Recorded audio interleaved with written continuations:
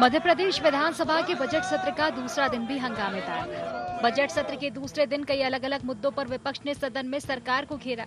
साथ ही राज्यपाल मंगूभाई पटेल के अभिभाषण पर भी चर्चा हुई। वहीं विधानसभा में आर्थिक सर्वेक्षण रिपोर्ट भी सरकार द्वारा पेश की गई, जिसमें साल 2024-25 में जीएसडीपी में 11.05% की बढ़ोतरी का दावा किया गया। बताया गया है कि साल 2023-24 में सीएसडीपी 13,53,809 करोड़ रुपए थी, जो 2024-25 में प्रचलित भावों पर 15,03,395 रुपए हो गई। बजट सत्र का दूसरा दिन भी हंगामे के साथ शुरू हुआ। पहले दिन कांग्रेस के विधायक काला नकाब पहनकर पहुंचे, तो दूसरे दिन उनके हाथ में सांप की टोकरियां थी। कहा, सरकार नौकरियों पर सांप की तरह कुंडली मारकर बैठी है। मध्य प्रदेश के युवाओं को कैसे डस करके उनके भविष्य की हत्या कर रही है, ये हम लोग सांकेतिक विरोध करके दिखाना चाहते हैं कि मध्य प्रदेश का युवा सुरक्षित नहीं है। मध्य प्रदेश में भारतीय जनता पार्टी की सरकार एक सांपनाद की तरह हो गई है, जो प्रदेश के युवाओं को डस रही है। प्रदेश के युवाओं को नौकरी के लिए कोई भविष्य नहीं है इस प्रदेश के अंदर। कई विभाग है, उदाहरण के लिए कृषि विभाग, पुलिस विभाग, एसआई की भर्ती, एनवीडीए, इरिगेशन, 70,000 शिक्षक कर्मी के पद नहीं भरे गए। तो ये भारतीय जनता पार्टी उनके भविष्य को, युवा के भविष्य को डस रही है। यही नहीं, कुछ विधायक हाथ में गेहूं की सूखी बालियां लेकर आए। बोले, सरकार किसानों को पानी तक नहीं दे पा रही है। सिवनी के केवलारी से विधायक गेहूं की बाली लेकर सदन में घुसने की कोशिश की, तो मार्शलों से उनकी झड़प हो गई। पानी है, मैं गेहूं ले जाकर अन्नदाता किसानों की पीड़ा मध्य प्रदेश के सदन में। राज्यपाल के अभिभाषण पर भी विपक्ष ने सरकार को निशाने पर लिया। नेता प्रतिपक्ष उमंग सिंघार, उपनेता प्रतिपक्ष हेमंत कटारे ने कहा कि राज्यपाल के अभिभाषण में पिछले कामों का कागजी ब्यौरा तो था, लेकिन भविष्य की दृष्टि नजर नहीं आई। पहले भी जब होता रहा, कल भी था, वो केवल हमारे माननीय प्रधानमंत्री जी का प्रशंसा, उसके अलावा और कुछ नहीं होता। महोदय जी के भाषण में जो सरकार ने लिख के दिया, कई पन्ने तो उन्होंने पढ़े नहीं, तो राज्यपाल जी का ध्यान मध्य प्रदेश पे नहीं है। नया नवाचार क्या है, युवाओं के लिए क्या है, ये स्पष्ट नहीं है। किसानों के लिए स्पष्ट नीति नहीं है। उधर सत्ता पक्ष के विधायकों ने विपक्ष के शोर शराबे को पार्टी के अंदर कद बढ़ाने की कोशिश बताया। सत्ता पक्ष के विधायकों ने कहा कि सरकार ने 2047 तक का रोड मैप तैयार कर रखा है, इसकी झलक बजट में दिखेगी। विपक्ष में है तो अपनी कुर्सी बचाने के लिए कुछ तो बोलना ही पड़ेगा। पर मैं चुनौती के साथ कह सकता हूँ, कांग्रेस का एक विधायक बता दे कि उसने क्या अभिभाषण को पूरा सुना या पूरा पढ़ा। अभिभाषण आने के पहले ही उसके बारे में टिप्पणी करके अपनी राजनीतिक रोटी सेकना, ये कांग्रेस की आदत हो गई है। हमारी सरकार विकास और कल्याण मूलक सरकार है। संवेदनशीलता के साथ आर्थिक अनुशासन और प्रगति, डबल इंजन की सरकार की जो परिभाषा है, उसको पूरी तरह से प्रतिपादित करते हुए प्रदेश को विकास के नए आयाम और ज्ञान के माध्यम से हर वर्ग का कल्याण, ये हमारी प्राथमिकता है और यही परिलक्षित हुआ है माननीय राज्यपाल जी के अभिभाषण से। बजट के पहले तो कोई टिप्पणी नहीं हो सकती, लेकिन ग्रामीण विकास सरकार की पहली 3 प्राथमिकताओं में एक प्राथमिकता है। और जो नवाचार मध्य प्रदेश के मुख्यमंत्री के नेतृत्व में हुए हैं, उनकी पूर्णता के लिए जो चीजें जरूरी होंगी वो मुझे लगता है बजट में होंगी। सरकार का रोड मैप 2047 का है, ऐसा आदरणीय प्रधानमंत्री जी ने कहा है। जब आप 2047 के रोड मैप पर चलते हैं तो हर बजट के इन टुकड़ों में विचार करने की जरूरत नहीं होती है। हमको आगे सोचना होगा कि हम किन प्रायोरिटीज को प्राथमिकता देंगे। कुल मिलाकर बजट सत्र के दूसरे दिन भी विपक्ष ने सरकार को घेरने की तो खूब कोशिश की। बेरोजगारी के मुद्दे को अपना हथियार बनाया, राज्यपाल के अभिभाषण को राजनीतिक भाषण साबित करने की कोशिश की, लेकिन सत्ता पक्ष ने भी पलटवार में कोई कोर कसर बकाया नहीं रखी। बेरोजगारी पर सांप लेकर प्रदर्शन को सत्ता पक्ष ने नौटंकी करार देने की कोशिश की, तो राज्यपाल के अभिभाषण को विकसित मध्य प्रदेश का रोड मैप और विपक्ष को नासमझ बताने की कोशिश की। देखना यह है कि सत्र का दूसरा दिन तो सांप सीढ़ी के इसी खेल में बीता, लेकिन आगामी दिनों में सत्ता पक्ष और विपक्ष कौन सा खेल खेलते हैं और इसमें किसे शह मिलती है और किसे मात। Bureau report, IND 24।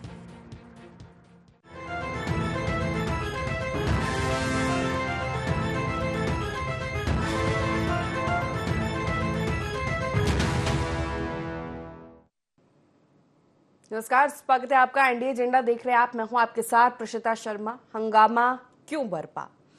Madhya Pradesh विधानसभा के बजट सत्र का दूसरा दिन रहा और वो भी खूब हंगामेदार। दूसरे दिन भी कई अलग अलग मुद्दों पर विपक्ष ने सदन में सरकार को घेरने की कोशिश की।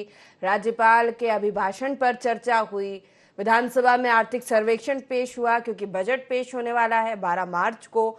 तो तमाम मुद्दे थे आज के बजट सत्र के, लेकिन सबसे बड़ी बात ध्यान आकर्षित किया, विपक्ष ने सांप लेकर पहुंचे, विधानसभा का घेराव किया, रोजगार का मुद्दा उठाया। इसी के साथ ही किसानों के मुद्दे पर भी सरकार पर हमलावर विपक्ष नजर आया। चर्चा आज इसी पर। उससे पहले जान लेते हैं एजेंडा के पॉइंट्स क्या है। पहले दिन मुंह पर नकाब, दूसरे दिन सांप की टोकरी, क्या संदेश दे रहा विपक्ष। बेरोजगारी पर घेराबंदी तो ठोस आंकड़ों से क्यों नहीं वार कर रहा विपक्ष। राज्यपाल का अभिभाषण विपक्ष को क्यों लग रहा राजनीतिक भाषण। 2 दिन के सत्र में कौन भारी नजर आ रहा, सत्ता पक्ष या विपक्ष। तो इन्हीं मुख्य सवालों के साथ चर्चा की शुरुआत करेंगे। खास पैनल जुड़ गया, परिचय आपका करा देते हैं। बीजेपी से पूर्व विधायक राम दांगोरे हमारे साथ जुड़ गए, स्वागत है आपका। कांग्रेस से सचिव पवन पटेल जी हमारे साथ जुड़ गए हैं, आपका भी स्वागत है। वरिष्ठ पत्रकार सुरेश शर्मा जी हमारे साथ जुड़ गए हैं, आपका भी स्वागत है। राम दांगोरे जी, शुरुआत आप ही से करना चाहूंगी। बजट सत्र का दूसरा दिन रहा हंगामेदार। कल विपक्ष नकाब लेकर पहुंचा, आज सांप की टोकरियां लेकर पहुंचा। कह रहा है कि आप इसी की तरह कुंडली मारकर बैठे हुए हैं रोजगार पर युवाओं के। मैं कहना चाहूंगा कि नकाब पहनना, सांप की टोकरी लाना, सांप लेकर के घूमना, ये सस्ती पब्लिसिटी स्टंट है कांग्रेस का, ध्यानाकर्षण का अच्छा प्रयास है इनका। और रही बात सांपों की, तो इनके बीच में आज एक कमी देखने को मिली। कोई सपेरा नहीं था, कोई सपेरा कांग्रेस को मिल जाए तो इन सारे सांपों को समेट करके रखे। ये एक दूसरे को ढसने का काम कर रहे हैं और यही कारण है कि इनकी बनी बनाई सरकार भी गिर जाती है, क्योंकि एक दूसरे को ढसने से इनको फुर्सत नहीं मिलती है। एक दूसरे को संभाल करके रखने में सक्षम नहीं है तो ये प्रदेश की जनता को क्या संभाल करके रखेंगे। और ये जो आंकड़ों की बात कर रहे हैं कि बेरोजगारी है, मैं बता दूं कि केंद्र से शुरुआत करता हूं मैं। केंद्र में जब इनकी सरकार थी तो 13 लाख युवाओं को प्राइवेट सेक्टर में रोजगार था। आज हमारी सरकार है, आप आरटीआई लगा करके या संसद में लगा करके जानकारी निकाल लीजिए, 24 लाख युवाओं का पीएफ फंड कट रहा है और जिनका रिकॉर्ड नहीं है वो तो अलग है। दूसरा, मध्य प्रदेश में हमारी सरकारें जब रही, हम टोटल मिला करके अभी तक 1 लाख से ज्यादा नौकरियां दे चुके हैं। इसके अलावा पटवारी की 7,000 वैकेंसियां दी हमने, शिक्षकों के लिए 15,700 वैकेंसियां निकाली हमने, उप यंत्र के 2,600 पद निकाले हमने, पैरामेडिकल स्टाफ के लिए 6,500 वैकेंसियां निकाली, फॉरेस्ट स्टाफ के लिए हमने 2,600 वैकेंसियां निकाली, 2,700 वैकेंसियां स्टेनो के लिए, पुलिस के लिए अभी पिछले 1.5 साल पहले हमने जो निकाली थी, शिवराज जी की सरकार थी उस समय, 7,500 वैकेंसियां।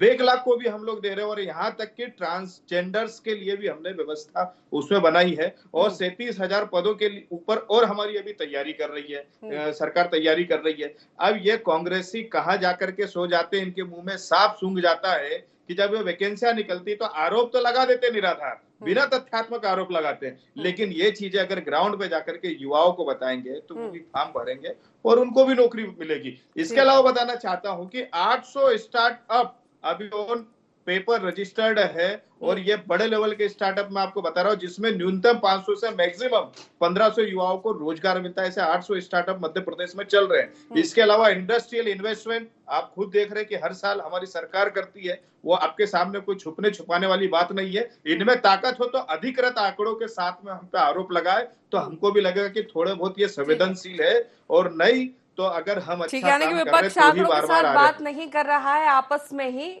जो कहा उन्होंने कि डसने का काम कर रहे हैं। पवन जी जवाब देंगे।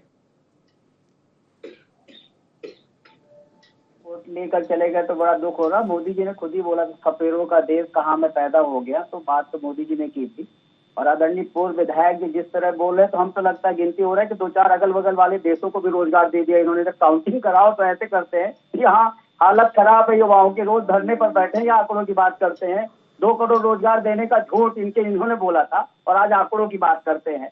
पटवारी परीक्षा की बात कर रहे थे, कितना बड़ा घोटाला हुआ था पटवारी परीक्षा में, पूरी दुनिया ने देखा, फ्लो में बोल गए होंगे, उनको याद नहीं होगा कि व्यापम का नाम बदल के फिर इन्होंने प्रोफेशनल एग्जामिनेशन बोर्ड कर दिया। इतनी चिंता थी कि जेल पहली वाले परीक्षा में पूर्णांक अभी तक का इतिहास है, 100 नंबर का पूर्णांक होता था, लेकिन इनको युवाओं की इतनी चिंता थी कि 1 को 1 नंबर दे दिया। बधाई हो आपको।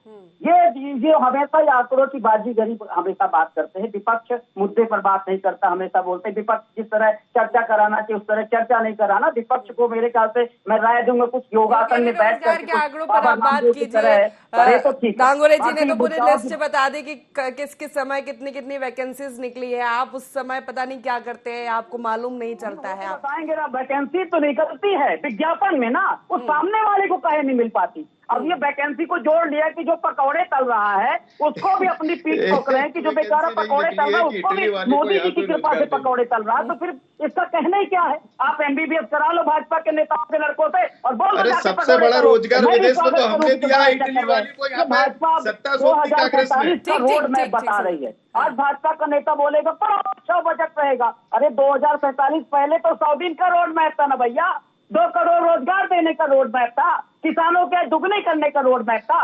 देखिए आपने कहा विदेशों को भी दे दिया, तो हमने विदेशी सोनिया गांधी को भी रोजगार दिया है। आज ही घोषणा करता हूं कि मैं भाजपा के बजट का अकेला व्यक्ति होगा समर्थन करूंगा। ये निकाल दें, ये बता दें कि इस बजट में जो इतना कर्जा लिया है उस कर्जे की ब्याज को कम करने के लिए जो कर्जा ले रहे हैं इतनी स्थिति खराब हो गई, साहब लेकर पहुंच गए, सरकार को बता रही है, कुंडली मारकर बैठे हैं, मतलब कुछ भी नहीं हो। 2 लाख से ज्यादा सरकारी पद खाली है, आप उसमें नियुक्तियां कर नहीं रहे हो तो कुंडली मार के नहीं बैठे तो क्या कर रहे हो? आप रिजल्ट हो जाता है, परीक्षा हो जाती है, फिर 4 साल तक वेट करते रहते हो। एक तरफ बोलते हैं कि हम 4 में पहुंच गए, एक तरफ रिजल्ट आप 4 साल तक रिजल्ट ही नहीं निकाल पाते हो। क्या सेटिंग चल रही है? मैं कहता हूं कि मैं स्वागत करूंगा, अभी घोषणा करता हूं कि मैं स्वागत करूंगा। ये कल घोषणा कर दे बजट में कि 3000 रुपए हर लाडली बहना को देने लगेंगे, किसानों के MSP की गारंटी दे देंगे, 2 करोड़ रोजगार दिया, जिनका जितना मध्य प्रदेश के हिस्से में आए उतना बेरोजगारों को रोजगार सरकार हमने बनाई और पूछ करके तो उनसे काम करेंगे। वाह यार, सरकार हमने बनाई, ऐसा नहीं होगा ना, कमियां तो गिनाएगा ना, अगर कहीं कमी है तो विपक्ष तो होता है, इसलिए ना दांगुरे जी ऐसा नहीं होता। ठीक है, जवाब लूंगी सुरेश जी से इस पर प्रतिक्रिया। हंगामेदार बजट सत्र का दूसरा दिन भी इसी तरह का रहा, साफ बेरोजगारी का मुद्दा, किसानों का मुद्दा, आर्थिक सर्वेक्षण पर भी चर्चा, क्योंकि बजट आने वाला है तो महत्वपूर्ण है ये सत्र। देखिए, जो बजट सत्र है वो बहुत ही महत्वपूर्ण होता है और इसमें सरकार को घेरने के लिए हर पल हर क्षण आपको कोई न कोई अवसर मिलता रहता है। आप विभागवार चर्चा करेंगे तब हो जाएगा, आप बजट के ऊपर चर्चा करेंगे तब हो जाएगा, ध्यान आकर्षण के माध्यम से आप जो है सरकार को घेर सकते हो। तो बजट सत्र जो है या अन्य सत्र, बजट सत्र में विशेष बात यह है कि फाइनेंशियल बिल आता है, इसलिए इसमें अधिक अवसर होते हैं। तो इसलिए जब भी ये स्थितियां होती हैं तो आप उसके अंदर सरकार को खूब अच्छे से घेर सकते हैं। लेकिन मैं इस बारे में बहुत चिंतित हूं, मैं अनेकों बार आपके कार्यक्रम में भी बोल चुका हूं कि पहली बात यह है कि जो बजट जैसा सत्र है उसकी अवधि को कम कर दिया गया, जो नहीं होना चाहिए। लेकिन दूसरी जो सबसे बड़ी चिंता मैं हमेशा प्रकट करता हूं वो ये है कि हम कह रहे हैं कि विपक्ष जो है वो मुद्दा उठा रहा है, तो कहाँ उठा रहा है मुद्दा? वो सदन में उठा रहा है या सदन से बाहर उठा रहा है? तो सदन से बाहर उठाने के लिए तो पहले से उसके पास प्लेटफॉर्म था। जो चीज रिकॉर्ड में ला करके हम बता सकते हैं कि ये समस्याएं आप निदान नहीं कर पा रहे हैं, वो हम केवल सांप का पिटारा लेके चलेंगे, मुंह पर वो बांध करके, कपड़ा बांध करके चलेंगे। ये ड्रामा है, ये डिबेट नहीं है। आप डिबेट करिए और आरोप लगाइए, सरकार को कटघरे में खड़ा करिए, जो है बाकी लोगों से भी लीजिए, हम लोगों से भी लीजिए, मीडिया के लोगों से, और आप सरकार को घेरने की कोशिश करिए, समझ में आएगा। लेकिन आप केवल उस प्लेटफॉर्म का राजनीतिक उपयोग करेंगे और केवल गेहूं की समस्या है, निश्चित रूप से आपने जो बाली दिखाई है वो एक समस्या है, लेकिन वो समस्या मीडिया के सामने प्रदर्शन करने की है या सदन में उसके ऊपर चर्चा करने की है? आप बताइए पुष्पा जी, आपको कोई मालूम चला कि इन लोगों ने सदन में चर्चा की?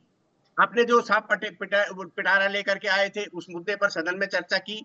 पवन पटेल जी बता दें चर्चा की हो तो। केवल ड्रामा करने से विपक्ष की भूमिका अदा नहीं होती।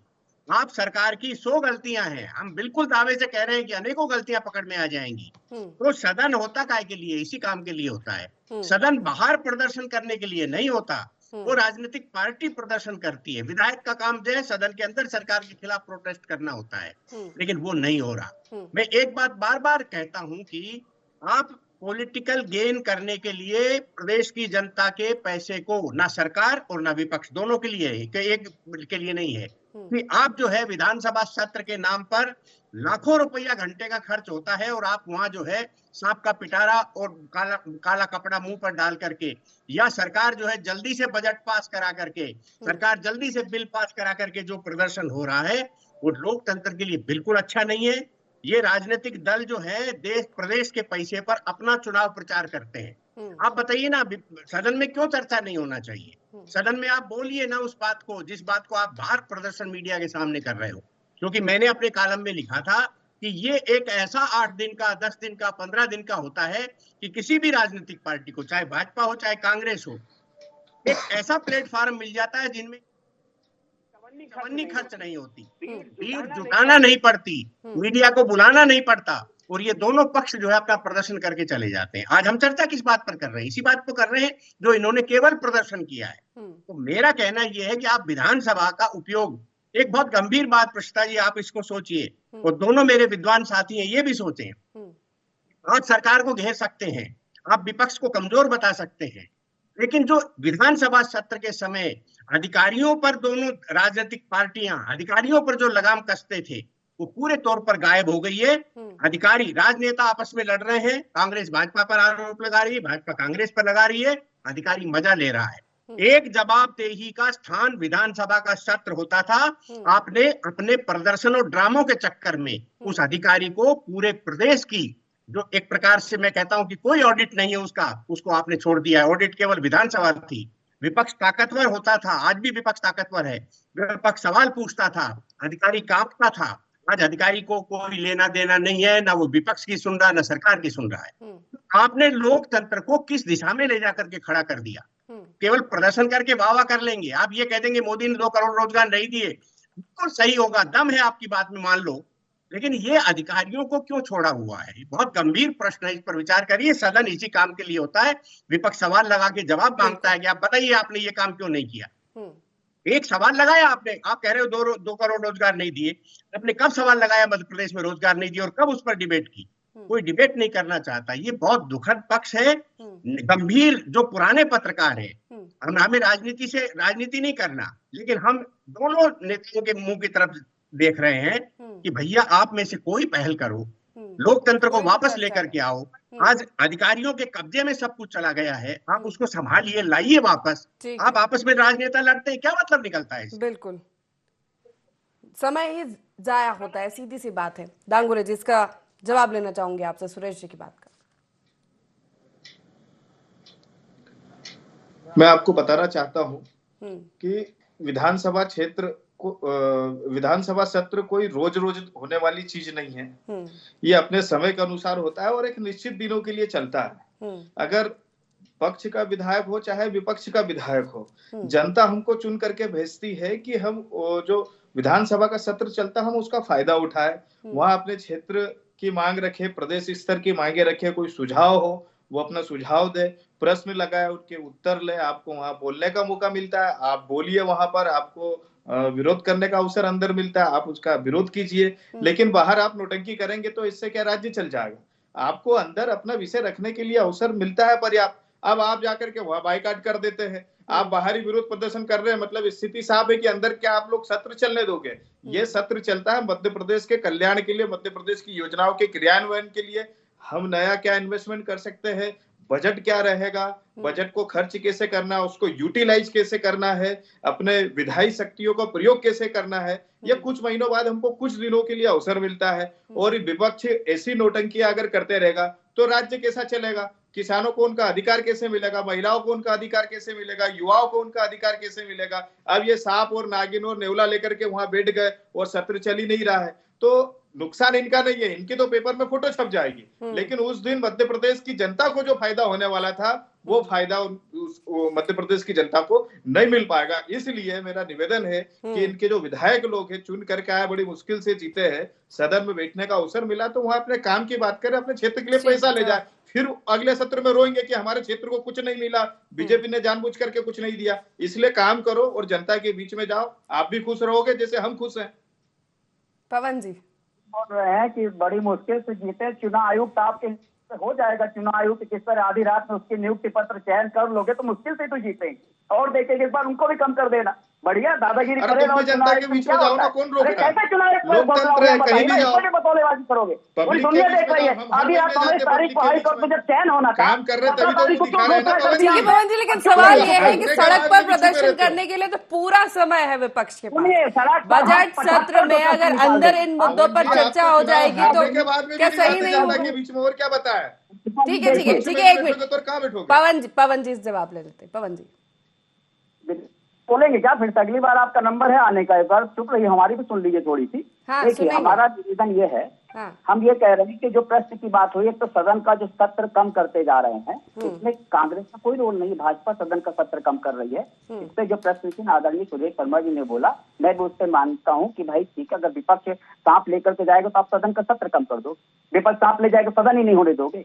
आप तो अभी बड़ी बड़ी बातें बोल रही थी कि कोई वर्ग परेशान ही नहीं है, आप तो एकदम बहुतायत में सब रोजगार लाडली बहना 6,000 रुपए दे रहे हैं, और मैं दावे के साथ कहता हूं कि 50 विधायकों ने क्वेश्चन लगाया होगा, आज तक असंभव है कि किसी ने 2 करोड़ रोजगार की बात न कही हो, 100 दिन में काला धन आने की बात न की हो। कोई चर्चा भारतीय जनता पार्टी नहीं कराना चाहती है, और जब चर्चा करते हैं तो आपने दिल्ली के देखा, इतने सारे सांसदों को सदन से निलंबित कर दिया, भोपाल में भी यही करते हैं, दिल्ली में देखा, हर जगह भारतीय जनता पार्टी जवाबदेही साथ में मत बोलिए भाई, जवाबदेही जो है ये जवाबदेही से हमेशा चाहते हैं, हम तो खुला बोलते हैं। आप बताएं ना, हिम्मत है तो करिए आप बहस, कौन नहीं करता? आप लाइए पेपर, मीडिया तो सब आपके पास है, लाइए क्या? अब किसने नहीं उठाया? मैं कल आपको भेज दूंगा 50 कि हमारे 50 विधायकों ने इन सब पे सदन पे चर्चा की मांग की थी, लेकिन आप सदन में चर्चा करने से मुकराते हैं, आप डरते हैं उसमें, क्योंकि आपने कुछ नहीं किया, आपने बतौलेबाजी की है, बतौलेबाजी के अलावा कुछ किया हो तो बता दो ना। कितने प्रश्न हमले के दो तो यही कहते कि आप इस तरह से हंगामा कर रहे हैं,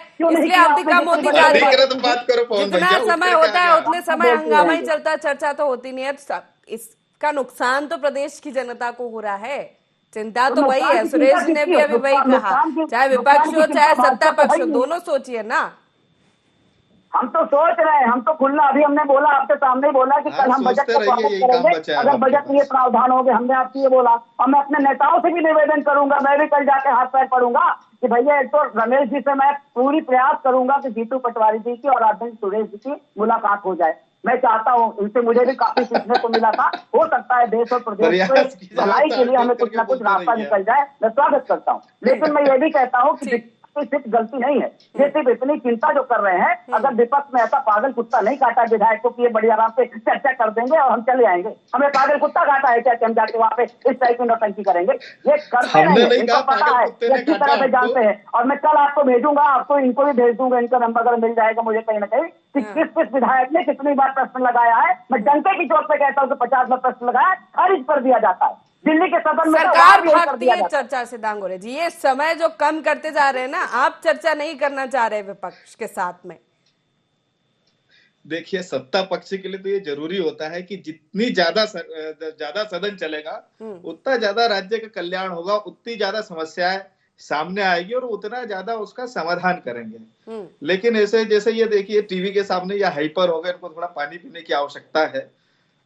सदन जो होता है वो अपनी बात रखने के लिए होता है, अपने क्षेत्र की समस्याएं रखने के लिए होता है। कहीं कुछ गलत हो रहा है तो वो बात रखिए। सरकारी अधिकारी, IAS लेवल के अधिकारी उनके उत्तर बनाते हैं, उनके जवाब देते हैं, कुछ गड़बड़ होती है तो सामने आते हैं, और कईयों पर कार्रवाई हुई है, कोई छुपने छुपाने वाली बात तो है नहीं। वो भी चिंता व्यक्त की ना कि वो चर्चा ही नहीं हो रही है, तो अधिकारी करेंगे क्या? बिना आंकड़ों के अधिकारी करेंगे क्या? और चर्चा ही नहीं हो रही है। ऐसा भी नहीं हो सकता ना कि बहुत कुछ सही हो रहा है, कहीं बहुत कम गया है। भास्कर के आंकड़ों की बात कर रहे हैं, जागरण के आंकड़ों की बात कर रहे हैं, न्यूज चैनल के आंकड़ों की बात कर रहे हैं। हम भाजपा के आंकड़ों की बात नहीं कर रहे हैं, हम आंकड़ों एक की लाइन बात भी लिख कर रहे करके देंगे तो वहां से इतना सारा भर करके आता है, इनको लिखित में दिया जाता है। हाँ। ऐसा नहीं कुछ छुपाने वाली चीज है सदन की कार्रवाई, एक एक मिनट काउंट होती है। आपने जो कहा है वो भी राइटिंग में आता है, उसका वीडियो भी मिलता, कोई छुपने वाली चीज नहीं है। दुनिया की कोई चीज सदन की कार्रवाई को नहीं छुपा सकती जब तक कि अध्यक्ष नहीं कहेगा कि इसको विलोपित किया जाए या इसको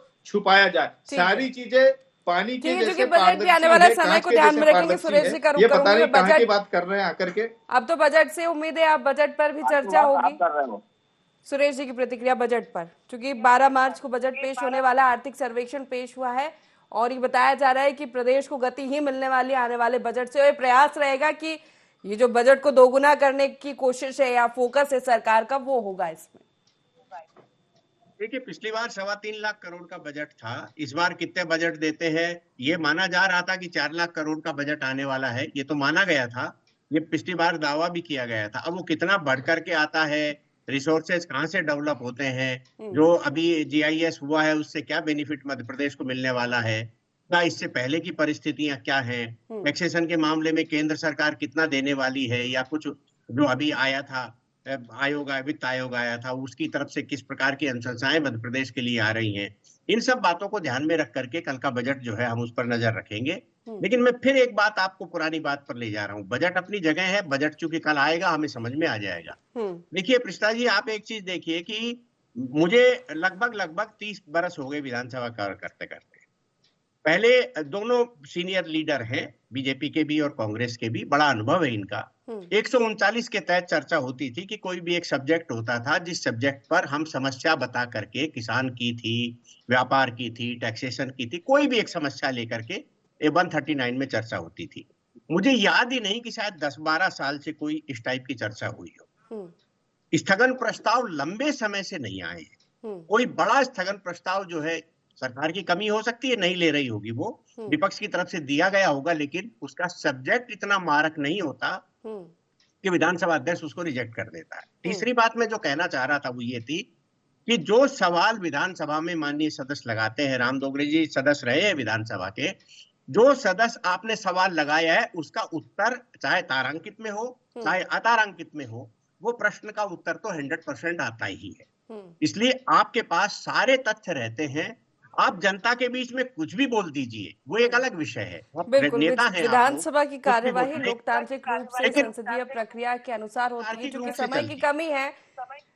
पवन जी आपसे भी जवाब, लेकिन समय की कमी है, अब बजट का इंतजार है। एक मिनट, अभी तो 27 ही हुआ मैडम, मैं ये बोल रहा हूँ, जो बोल रहे आंकड़े नहीं है, फिर 17 लाख उद्योग धंधे बंद हो गए, आंकड़े हैं, 54 लाख नौकरियां चली गई, ये आंकड़े हैं। ठीक है, अब ये मुझे लगता है कि सत्र में आंकड़े रख दिए जाएंगे तो बेहतर चर्चा हो जाएगी। यही आंकड़ों पर बात कर रहे थे, फिर आप कहेंगे आंकड़ों की बात ठीक है, क्योंकि समय की कमी है, समय की कमी। आप तीनों मेहमानों का बहुत शुक्रिया हमारे साथ इस चर्चा में शामिल होने के लिए। देखने वाली बात होगी ये हंगामा और कितना बजट सत्र पे नजर आता है। वाकई में ये जो चिंता है विपक्ष की, ये जो मुद्दे हैं जनता से जुड़े प्रदेश के, उन पर चर्चा हो पाती है। तीनों मेहमानों को बहुत शुक्रिया हमारे साथ इस चर्चा में शामिल होने के लिए। फिलहाल एजेंडा में इतना ही, बने रहिए IND 24 के साथ। नमस्कार।